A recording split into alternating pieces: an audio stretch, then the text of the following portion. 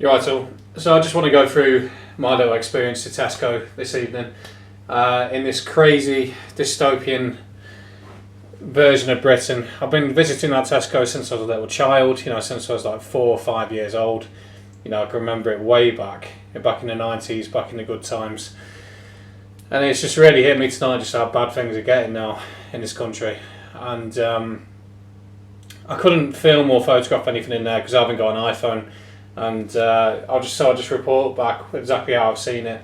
So straight from the off, I walked in and seemed alright. First thing I come to is like a card section for Ramadan.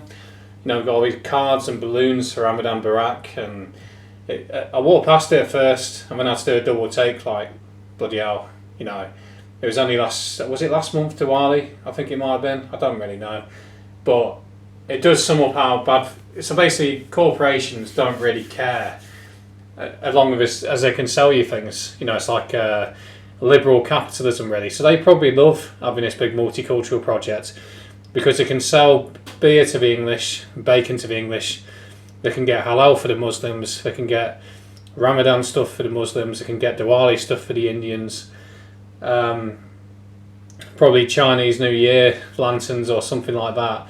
So to them it's just great, having all these people there. So for the rich, funny enough, for the liberals always going on about, they absolutely love it. They must love having all this multicultural project because they can sell more shit to more people from around the world. And I walked on, and as soon as I saw that, it sort of opened my eyes and woke me up, because I was in just like a daydream going to get some. So I needed to get some batteries. Normally I don't fund big supermarkets or corporations. I go for like a little business, but I needed them. Like urgently, so I went and got them. Sometimes I have to go to Tesco because I need water. Like bottled water. I can't find anywhere else that does it, but it isn't like a big, it's like a small business, so unfortunately I've still got to go down that road sometimes. But yeah, when I opened my eyes up and it woke me up, you start looking around all the advertising, and there's no white kids in any of the adverts. They're all mixed race or Oriental or Asian, and then I walk around the corner, and as usual people say, what's your problem with that? Well, this is Northern Europe. Are we not entitled to an identity? I've had a bit of a back and forth with someone earlier who was he's like a black lad, African, who lived in the UK, and now he's gone to Bulgaria, and telling me how great diversity is. Well, diversity probably is great if you've come to someone else's country. Of course you're going to defend that diversity. Diversity as well is just a way of saying less white. That's all it is. It's nothing to do with having literal diversity of having different sort of ethnicities together. It's literally just getting rid of white people and replacing them. So if you go to somewhere like Lewisham or Bradford or something like that, you say that area is so diverse, because you're basically saying it's not white anymore. So in a lot of ways it's kind of racist in itself, because it's saying you've got a problem with white people and you want to make the area less white by making it more diverse. Anyway, to continue, I go around the aisles to get me stuff, and you start realising, like you're crossing Africans and Asians, and you barely see any English people at all, and this is in an area that's not really that diverse. If you go to areas of London, obviously you'll barely see an English person at all. It's just so wrong, isn't it? I had a weird thought, when I was walking around, I thought to myself, I don't think I'd have kids now.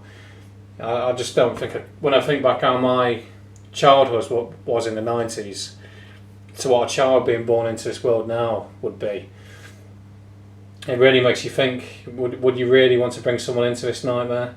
I mean, to finish it all off on, to end it on, you go to I tried to go to like the human manned checkout, and a lot of times I can't be asked because it's often foreigners on there with an attitude. So that was an African lady. She's always like huffing and puffing. So I actually avoided her once and went to the self-service checkouts. But tonight, I thought I'd go and do the right thing by using a human-operated checkout. There's only probably about a third of the checkouts left are human-operated now, and obviously they only had one person manning it tonight. 2/3 are now artificial intelligence operated, and often card only. You know, it's probably about 1/3 of the machines now are card only.